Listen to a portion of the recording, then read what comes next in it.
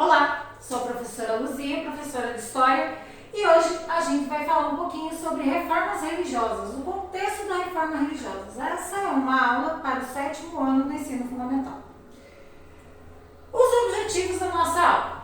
Primeiro, identificar os primeiros reformadores da igreja. Lembrando que essa igreja que a gente fala é a Igreja Católica, que é ela formada lá no Império Romano ainda. Compreender os motivos da reforma religiosa. Por que essa reforma aconteceu? Alguma vez você já se perguntou em casa, desde quando a sua doutrina ou a sua igreja existe? Desde quando seus pais, sua família frequenta? Essa igreja que a sua família frequenta? Ela é uma igreja que existe desde sempre ou ela é uma igreja mais nova? Para a gente pensar nisso e para a gente entender isso, temos que compreender que houve um movimento chamado Reforma Protestante. Um movimento que vai começar lá no século XVI, né? Lá entre os anos de 1553, por aí. A Reforma Protestante ela foi um movimento que começou no século XVI com uma série de tentativas de reformar a Igreja Católica Romana e que culminou com a divisão e o estabelecimento de várias igrejas cristãs, das quais se destacam o luteranismo, o calvinismo e o anglicanismo. Isso lá no primeiro momento. Hoje em dia a gente tem muitas outras igrejas, né? Congregação Cristã do Brasil, Assembleia de Deus, a Igreja Sabatista, todas essas são igrejas cristãs, ok? Antecedentes e causas da reforma. Por que aconteceu essa reforma? O que tinha de tão errado nessa igreja católica que precisou mudar?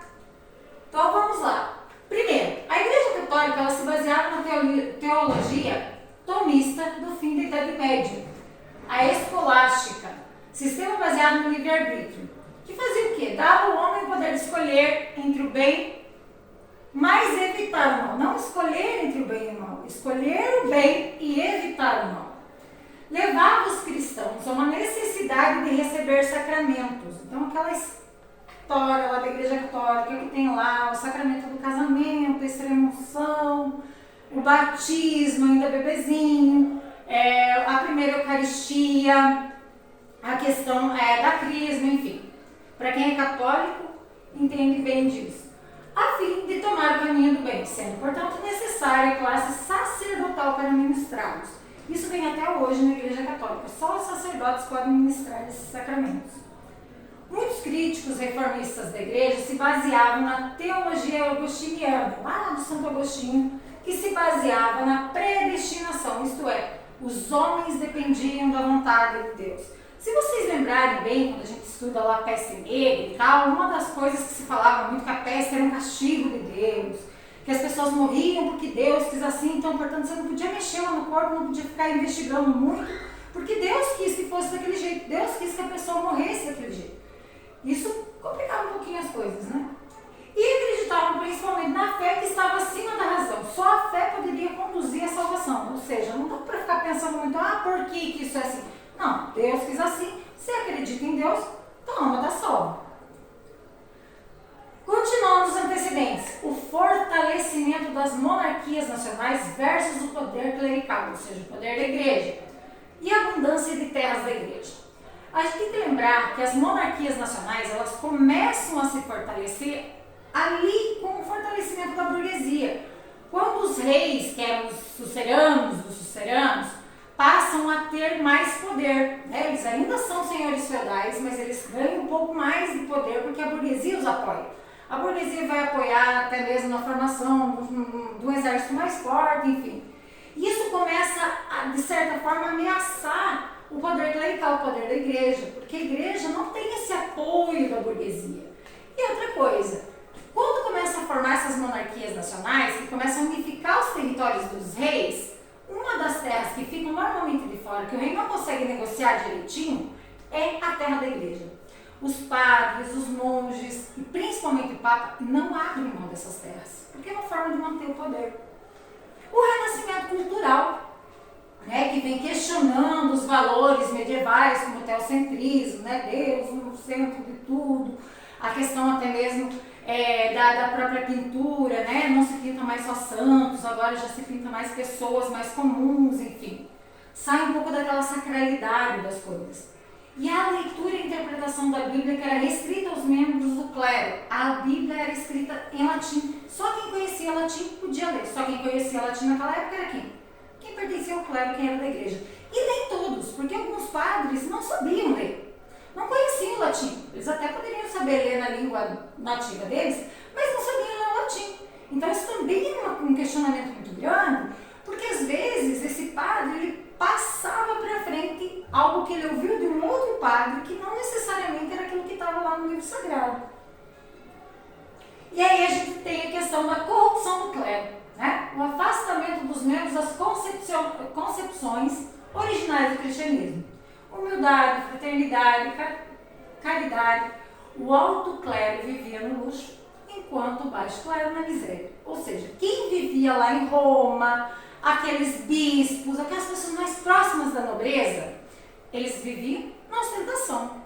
Já aqueles padres, já que eram burgueses, alguns até saíram dos servos, enfim, que viviam mais lá nas aldeias próximas dos camponeses, esses muitos viviam na miséria, eles viviam daquele tostão de Pedro pago, muitas vezes por servos empobrecidos também, principalmente depois da crise do século XIII. Então era uma coisa muito distante um do outro. E a questão da própria corrupção, essa riqueza toda da igreja, enquanto muito fiel, estava passando fome. Isso dava uma sensação de abandono da própria igreja. E o poder universal do Papa. No século XV, o poder do Papa era um obstáculo para os reis, como eu já tinha falado. A questão do não abrir mão desse poder era uma questão que pegava muito forte ali, junto com essa formação dessas monarquias reais. E aí nós temos os pontos mais críticos, que é a questão da venda da indulgência. O que é a venda da indulgência? Era o perdão de pecados, tanto de vivos quanto de mortos. É aquela coisa assim, fui lá, bati no meu vizinho, opa, pecado, vou pro inferno. O que eu vou fazer? Vou ligar pro padre. E aí, padre, você aceita um pix aí? Quanto custa você me livrar lá do pecado lá que eu bati no meu vizinho? E agora, como é que eu faço? Então, você vai pegar, passa lá na secretaria da igreja, te dou uma cartinha lá dizendo que você está perdoado, você faz o pix para a igreja, reza mais umas 10 Ave Maria, umas 20. Pai nosso, beleza, está perdoado. Inclusive sobre isso, tem um videozinho do YouTube aqui, bem curtinho pra gente ver, que fala sobre justamente do filme Lutero, que o Lutero, no momento que o Lutero chega em Roma e ele percebe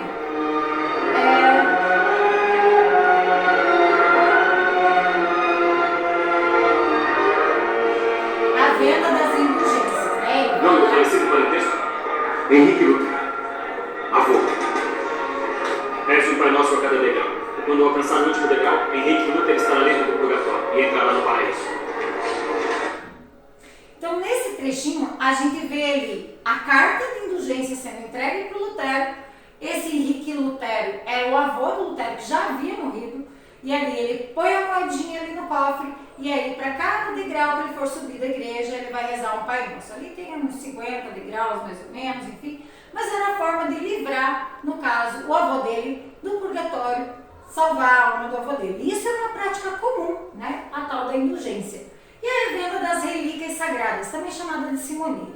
Na época, gente, foi vendido tanto pedaço de cruz de Jesus Cristo que dava para pregar Jesus Cristo aí umas 10, 20 vezes na cruz de novo. Muitas dessas relíquias eram falsas, porque não tinha nem como ter essa relíquia naquela época. Inclusive, é próprio pedaço da cruz de Cristo. É madeira, a gente sabe que a madeira apodrece. Naquela época, o pessoal não tinha muito essa noção, né?